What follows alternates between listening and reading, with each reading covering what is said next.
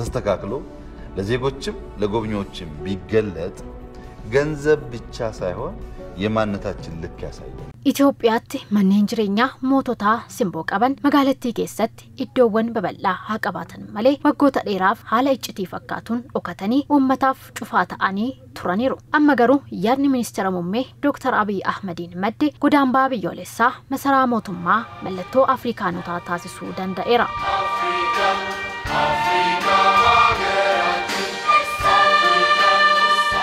ኢትዮጵያ ይሄን የሚያክል ነገር አላት ወይ ብሎ ሰዎች እንጠይቁ የሚያደርግ ኢትዮጵያን ቀበኛ አማካና ቀብዲ ከነማ ጀቺሲሱዳ ዋን ቶኮ ኦሶ ሂንዱበቲን ነምኒ ሴና ኢትዮጵያ ከነራ ሂላሌ ኡበቹ ደንዳ በተፈጥሮ ሀብታም መሆኗን መገንዘብ ይችላል። Bakki kunis seenaa of keessatti qabatee ture uummatatti agarsiisuuf balballi koo banaadha yoo jedhu seenaa Itoophiyaa bara mootii Haayile Sillaaseetii eegalee amma pireezidaantii Taayyaa Asqasillaaseetti amma jiru ifatti mul'ate. Fuulli namaa bakka kana ilaaluuf yoo yaadu akkaataan taa'umsaa fi miidhaginni isaa baga nagaan dhuftanii namaan jedha. Fuulli bakka kana ilaalu qajeelaa taanaan ijaarsi masaraa kanaa Itoophiyaan qabeenya hambaaleen fuuldura akka taate mallattoo ta'ee gidduu magaalattiitti taa'umsa isaa taasiseera. Kanaafis ambaasaaddaroonni biyyoota garaagaraa dhugaa ba'u. Well, first of all, this is my first time here. Yeroo jalqabaatiif bakka kana daawwadhe dhugaa dubbatuuf hojii amansiisatti hojjetame. This is a very important. Projektiin kun baay'ee barbaachisaadha. Riqicha seenaa Itoophiyaa duraanii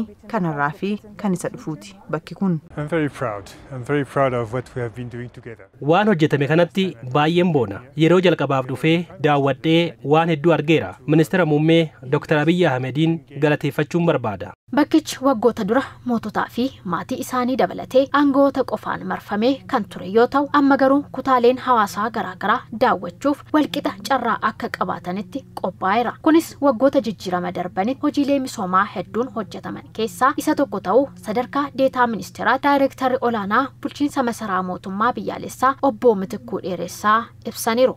Awwaara uffatee kan ture namoonni muraasni duwwaan kan keessa turan banamee hundumtuu seenaa biyyicha keessa jiru akka argan akka ilaalan ummanni keenya maal daawwata gaafa galu gaafa jennu gibbii kana keessatti konkolaataawwan baay'een Haayile Sillaaseedhaan kan bitaman ajajamanii garuu yeroo dheeraadhaaf awwaara keessa kan turan caccabanii burkutaanii kan turan amma haaromfamuudhaan iddoo qabatanii jiru muuzeemii ta'anii jiru jechuudha.